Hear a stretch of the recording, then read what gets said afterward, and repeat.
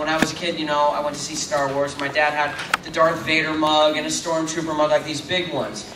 I remember he had it up on his shelves, and we would watch the original series. And I, as a kid, believe it or not, enjoyed the original series and the philosophical questions it always posed in each of the episodes. That's what I enjoyed about the show. And I was on your Good Morning show, and the person was asking me, you know, why do you think Star Trek lasts the test of time, or sci-fi in general?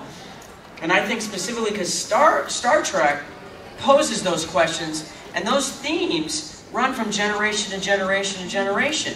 So they're not just, you know, run around, kill the bad guy, who we want, where you have every episode that's just kind of like the one before it or the one after it, and it just kind of repeats a pattern. It actually makes you think, and has you think, and then gives you a better hope for the future. And I think that's why the show continues to go through the next generation, because we all go through life, you know, looking and thinking about the world around us. So, needless to say, the young girl was dressed up in one of the original short skirt outfits, and I was like, whoa! You know, she was hot too, I admit, she was very pretty. And I was like, I'm not used to seeing that at conventions over the years. And I said, come here, how did you get into Star Trek? And she said she saw the movie, the last movie, by J.J. Abrams. Did everybody like that? Anybody not like it? Who did not like it? Really? No one? Just because I've heard some people don't like it because they completely, you know, made a whole new timeline and basically did away with everything that happened before that. And that bothered some people, but nobody agrees with that? So you're all okay with the whole... Oh, this gentleman. He didn't want to admit it. You didn't like that. That bothered you. Yeah. It did. Fair enough. Fair enough. I personally felt that was exactly what they had to do. Because there's just too much... You know, you imagine, just think about it for a second. Okay, I got to write the script. Oh, what did I... And you got to go back, and what happened here, and this one went over here. I can't do that. And you're just like crossing this idea out, because it was done here, and because of this one. It's like a maze. It's just too much. And I think the smartest thing they did was say, let's do away with everything that happened so we can set a whole new course. We can bring characters that died now. We can kill off other characters. We can change everything. And in a way, that's better for you, because now you can just almost take a whole new timeline and just enjoy it. Go for the ride, you know? Instead of just be like, well, they did that, and I'm constantly watching and going, they better not screw this up. They better not make a mistake. And I'm not saying everybody does that, but there are enough fans that I think do that can make it difficult for a show or a movie. And anyway, so she watched that movie and then went back and then watched the original series, like our friend Ian here, who's a big fan of, and she loved it. Reruns on TV. Yeah, and on Netflix, but you don't have Netflix out here. They replayed them in about midnight. Yeah, and so what I realized is that the younger generation, you know, and I say younger like, you know, 15 to 18, 19, somewhere in there, if, you know, without maybe their parents showing them the show, and I'll be honest, I still haven't, my boys still haven't watched Deep Space Nine. I'm a very modest person. I'm not like, you gotta watch this. And I think my younger son has said he wants to see it. I say, just go on YouTube. You'll find some scenes. Hey, what's going on? How are you?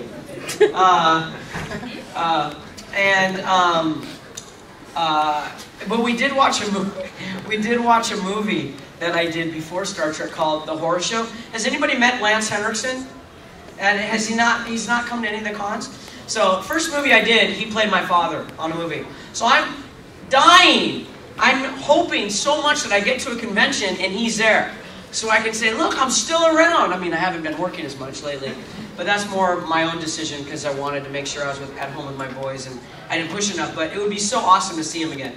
But needless to say, the generation is changing, and I thought that was pretty awesome. So she saw the movie, then went back and watched the original one, liked it, and now she's a fan. So I thought that was pretty cool. Long-winded story, but since I don't see hands going up, I'm just going to keep yapping until I've got another question. Yeah. What's the strangest thing a fan's ever said or done to you?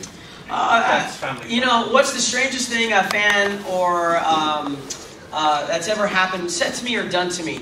I'll be honest, I've been very fortunate in all these years I've done conventions and had the good fortune to be brought out to conventions. I mean, it's really a wonderful ability to be able to do that, or opportunity would be a better word, to have this opportunity. I mean, how many other TV shows, you know, they don't bring the actors around, that you don't get to travel to New Zealand or to Australia. You don't have that opportunity. So I've been very lucky, and the majority of people, I'd say 99%, 99.9%, are always just nice people that come up, shake your hand, go, thanks for the show, I really enjoyed your performance. I've had some people say it meant a lot to me, helped me get through some hard times. I've had some vets who said, you know, I saw Paper Moon and man, it just hit me right here, and I don't know how you nailed it, you know, because I'm not a vet. I had a kidney transplant, so I couldn't go in the armed forces. And that's the highest compliment to me right there. And so I don't have, to be honest with you, a lot of strange stories. They're all pretty normal. You know, people will talk about the show or maybe an episode, things like that. I only had one that I can really remember, and it was this person who came up to me and says, "Can I have a hug?" I'm like, "Yeah, sure, I'll give you a hug." And as I went in for the hug, I saw in the corner of my eye her tongue come out, and then she tried to lick my ear. And I was like, "Whoa, whoa!" And it wasn't Kristen Stewart, you know. It was really cute. So I might have stayed there for a little longer. Okay, I'm being a bad male. I'm sorry. And it was a little bit uncomfortable. It was a little awkward. You know, I'm like, whoa, hey, no, whoa, there's a line, you know, I can give a hug, but don't lick my ear. So I felt a little violated.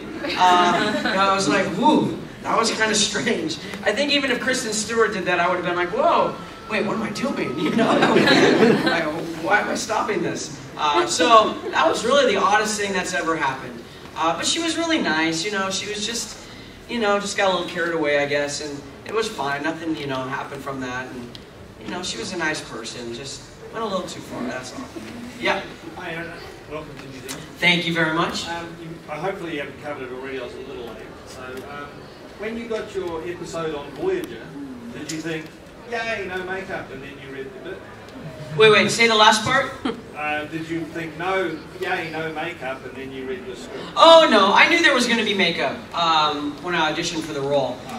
Basically, the way I got that role, I wasn't really given it. I actually had to audition for it. They originally didn't want to bring... Oh, I'm sorry, I should repeat the question. He was asking me about the Kazon that I played on Voyager, and was I disappointed if I was in makeup, that I didn't know it was coming, or was I happy about it? And I was saying I already knew there was going to be makeup in it. It was actually a little bit more uncomfortable than Nog's makeup, because you have this really weird hairpiece, and that was quite uncomfortable, because I never had to deal with the hair department, you know, as Nog. So it was the first time I had to deal with hair, and it was a bit fussy. I'm glad I have a shaved head now. I've had a shaved head since I was about 24, 25, somewhere in there. Maybe 26. I started to lose my hair, and so I've never had to deal with hair. So I don't envy any of you with hair, actually, because it's a pain in the ass. I can take a nap, get back up, and I'm off to go. And the wind does not bother me. I do not have any issues in the wind. But like this gentleman right here, I mean, I'm sure girls love his hair and love to run their fingers through his hair. And this guy's a rock star, so you all should hang out with him. He loves to dance. Well, show him one of your dances. Oh no! I won't embarrass you. I'm just teasing. He was. I would dance. He must have been drinking a little bit too much, because he wouldn't stop dancing last night. I started dancing, and then he goes, "Don't do that." Yeah, I was. You were doing. What were you doing? Some of those. You were doing like gangnam style. I was just kind of like, just you know. See, had a feel like, you know, just had a little bit of his a... hands were moving and stuff. No. He's got rhythm. He's a good dancer. You can tell he's a good dancer. I'm just teasing him. So. How long did the makeup take to put on? Approximately around the same amount of time, because there was like a forehead piece, there was the hair piece, I believe, and I think there was a nose piece as well, if I remember. It took approximately around the same time. It wasn't that much different. How long was that? About Oh, I'm sorry. About an hour and a half, maybe 2. That's how long my Nog makeup took. I was going to get a shirt that says, "It takes an hour and a half." I'm going to do that. I'm going to produce those shirts and sell them. And it's not going to say what takes an hour and a half. It's just going to say, "It takes an hour and a half." And maybe get a little logo somewhere, so you can walk around and go, "Whoa, What takes an hour and a half? And then you can have as much fun with that as possible. Oh, that's Nog's makeup. Or, would you like to know? So I'm going to do that. Because that's the question I get asked more times than anything. How long does the makeup take? It started at 3 hours. Maybe that's it. It started at 3 hours, and now it takes an hour and a half. Maybe that wouldn't be very good, though. Maybe it would be very good. I'll just do it takes an hour and a half. I'll keep it simple. So, in any case, that's how long. Yeah, I knew it was coming. And then I had a. Oh, here's a good trivia question. I love to ask this question, and no one has been able to answer it yet. Was anybody? What's up, Richard?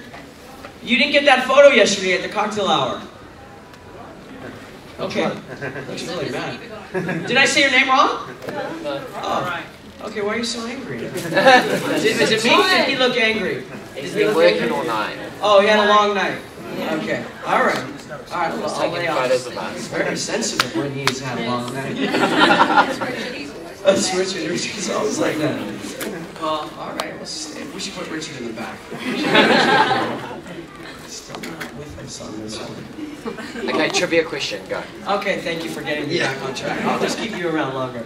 I need help like that. So, what actor did I work with on both Voyager and Deep Space Nine? Anybody know? Nope. I actually worked with, meaning I did scenes with them in both shows. Nobody. What's that? Anybody do the Jeopardy music? I can't do that. Nobody knows. Nope. Nope. I'll give you a clue, which I always do, and still no one gets it. He was in the movie Minority Report with Tom Cruise. Colin Farrell. Who? Was Colin Farrell on Voyager? Was he on Deep Space Nine? No, not coming. Yeah, I'm glad you didn't say Tom Cruise. Yeah, he made a guest appearance as a Ferengi on the Magnificent Ferengi. He was in the background. He's a bit tall. He's a bit short now, isn't he? Yeah, he is. He could play a large Ferengi. He's probably about 5'5", 5'6". Kim? What does she get if she gets it? I've never seen anybody. She gets a cuddle. Is that what you say yeah. for a hug? No, you don't know, Kim?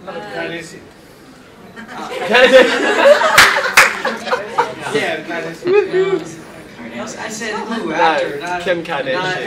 Oh, yeah. It's like Kim Kardashian. I just kept slapping her ass the whole time. I saw the video. I wish I was there. It was not me. Nobody knows, right? Yeah, nobody? Mark Allen. No one's on their phone looking it up. You could cheat. I wouldn't know. Nobody knows. All right. Another clue. Who? Martha Stewart? Yeah. What? No, nobody knows. Yeah. Should we just say we give up? We give? What? You don't get another choice. After Colin Farrell, you get nothing. What's that? What did they play in Minority? They played one of the officers in Tom Cruise's little group.